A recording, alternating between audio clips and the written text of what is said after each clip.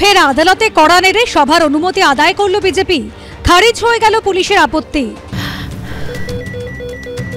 ক্যান্সারে নেই আর ভয়, NCRI এ হবে এর জয়। আপনাদের ভরসা নেতাজি সুভাষচন্দ্র বোস ক্যান্সার হসপিটাল। শর্ত সাপেক্ষে হাওড়ার শ্যামপুরে শুভেন্দু অধিকারীর জনসভার অনুমতি দিল কলকাতা হাইকোর্ট। বিজেপি সূত্রে খবর, আগে থেকেই এদিন শ্যামপুরের হোগালসি ফুটবল মাঠে শুভেন্দু অধিকারীর সভার দিন ঠিক করা হয়। সেই মতো 5 এবং 13 তারিখ অনুমতির জন্য আবেদন করা হয় শ্যামপুর থানার কাছে, কিন্তু অনুমতি দেয়নি পুলিশ। পুলিশ সূত্রে খবর, বিরোধী দলনেতা নিরাপত্তা এবং ট্রাফিকের সমস্যার কথা ভেবেই অনুমতি দেওয়া হয়নি। এ বিষয়ে হাইকোর্টে রিপোর্ট দেওয়া হয়েছে। এরপরেই পুলিশের আপত্তিকে চ্যালেঞ্জ করে কলকাতা হাইকোর্টে দ্বারস্থ হন এক বিজেপি নেতা। এদিন পুলিশের আপত্তি খারিজ করে সেই সভার অনুমতি দেন কলকাতা হাইকোর্টের বিচারপতি তীর্থঙ্কর ঘোষ। অনুমতি দিলেও শর্ত হিসেবে আদালত জানিয়ে দিয়েছে, সভায় 2000 মানুষের বেশি জমায়েত করা যাবে না। দেখতে হবে পার্কিং বা রাস্তায় যেন জমায়েত কোনো প্রভাব না ফেলে। সভাস্থলের কাছে যাবে শুধুমাত্র শুভেন্দু অধিকারীর গাড়ি, বাকিদের বড় রাস্তা দিয়ে হেঁটে যেতে হবে। পাশাপাশি বিচারপতি জানিয়ে দেন, 20 মিটারের কম চওড়া রাস্তা হলে এরপর অনুমতি দেওয়া হবে না।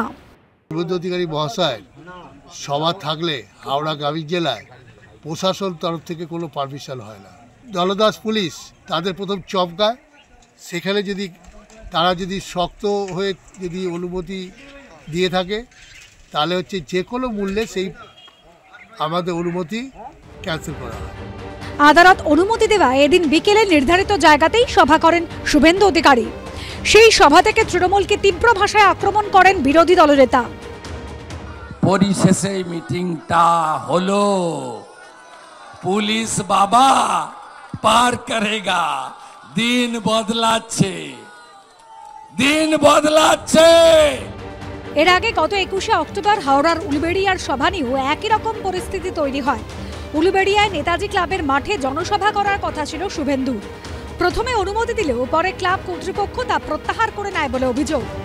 এরপর আরেকটি ক্লাবের মাঠে সভা করতে চেয়ে হাইকোর্টে দ্বারস্থ হয় বিজেপি।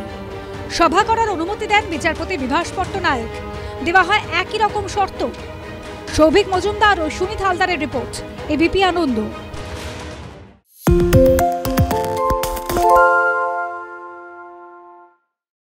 সত্য অন্তহীন, সত্যের খোঁজও তাই, সত্য সন্ধানে তাই আমরা অক্লান্ত, অকুতভয়। এবিপি আনন্দ নতুন ভাবনার প্রতীক, যা মনে মুক্ত, তথ্যে যুক্ত এবং যাবতীয় সীমানার বাঁধন থেকে মুক্ত। সীমা না শব্দটির মধ্যে লুকিয়ে আছে মানা শব্দটি, যেন চোখ রাঙানি এক অদৃশ্য বেড়াজাল, যা আটকে রাখে আমাদের এক ছোট্ট গণ্ডির মধ্যে। একমাত্র সঠিক খবরই গড়ে তুলবে এক মুক্ত সমাজ। সেই জগৎ গড়ার লক্ষ্যে কোনো সীমানার ঠুকুটি আমরা মানব না। এবিপি আনন্দ এগিয়ে থাকে, এগিয়ে রাখে।